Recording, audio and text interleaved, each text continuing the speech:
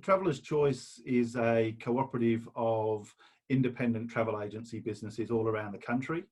We've been trading for just over 40 years now. 1977, the organisation was founded in Perth, Western Australia, which is where we continue to be based.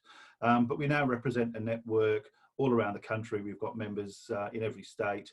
And as I said, we've got about 150 members who are part of our group. They're all independent owner-operators, many of them mum and dad businesses, and a real spread of shape and size of business and also location. I would say that probably about 60% of our network is located regionally. So we've got a real spread of metropolitan and regional members, as well as online businesses and a whole mixture across the travel distribution system. Our primary objective is to provide support services to our members. We categorise that in a number of ways. We have buying arrangements where we provide members with access to product. So this is contracting travel product from airlines, wholesalers, tour operators, cruise lines, basically any product that you can buy through a travel agency. We have centrally negotiated contracts which give our members some economic benefit. We provide them with technology, whether that's booking technology or marketing tools, websites, that sort of thing. And we also provide them with more general business support, a lot of marketing services, enabling them to get product out to their customers, out to their database, and really supporting them to sell as much travel as they possibly can. What do you see on the horizon? How is this tourism and travel industry going to gradually unlock? As I'm sure everybody watching this will know, the travel industry has been impacted more quickly and more strongly than any other industry that I know of, and certainly we're seeing it flow more broadly through the economy as we speak. The global response to stop the spread of COVID-19 was to close the borders down and essentially stopped people from travelling. So our business has literally been ground to a halt, and our members are spending time now unpicking all of the work they've done over the last 6 to 12 months and putting trips into hibernation, reorganising, rescheduling, refunding. In terms of what it might look like moving forwards, I think certainly regional and domestic will be the first to bounce back, and certainly where our focus is at the moment in terms of making sure our members are absolutely focused on that sector. They're talking to their customers about the sector. We're getting access to the right product, and we've got all the right training in place that our members are really primed to be taking advantage of whatever opportunities there are as soon as it does start to bounce back. There'll be many people looking for a holiday, looking for a breakaway. And I know a lot of people feel really passionately about giving back. You know, it's the sort of Team Australia approach. Some of the regions that have been double whammy hit by the bushfires and then COVID. So what are some things that Traveller's Choice could do for members? I think there's a lot we can do, and it relates to anything related to travel, perfectly honest.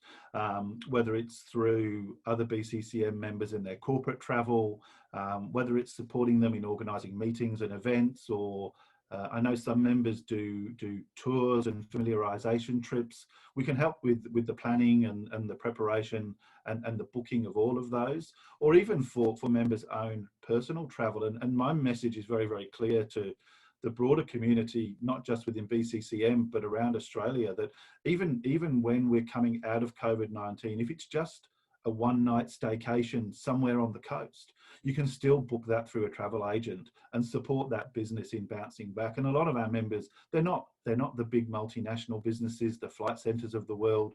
These are small businesses, they're mum and dad businesses that are currently going through a situation where they're looking at up to 6 months without a single dollar coming through the till. And for them to be able to survive, firstly, is an amazing feat of resilience and their ability to be agile and structure themselves to do that. But they need to be able to get those tills ringing as soon as they can. So if BCCM members and the broader community around Australia can support these small businesses, support them getting back to some semblance of normality, they provide great access to amazing product. They've got great experience and provide outstanding service. So there's a real benefit from supporting them from any consumer. But if BCCM members can support a fellow member when the chips are down, and certainly that would be greatly appreciated.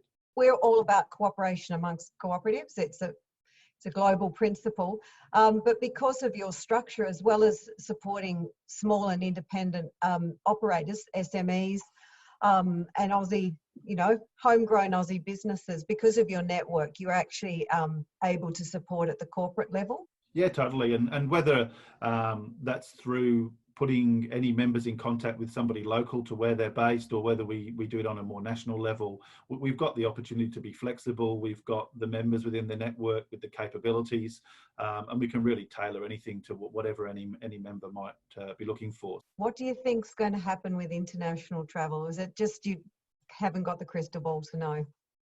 I think there is a bit of that, and I think a lot of it will be staged in terms of discrete arrangements between certain countries. There's been talk over the last week or so of this trans-Tasman bubble, they're calling it, where there may be some special agreement for Aussies and Kiwis to travel between Australia and New Zealand under some circumstances. There may be extensions of that with other nations, but I think the biggest fear for any country will be opening the borders too quickly and having some sort of spike of new infections. So I think there will be levels of caution before that's allowed.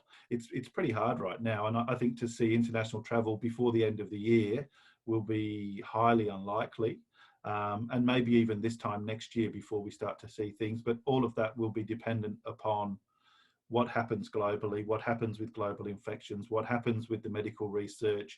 Even more reason to take the homegrown trip, and we need to be taking it with you, because we need our co-ops in every market. We need it for consumer choice and competition.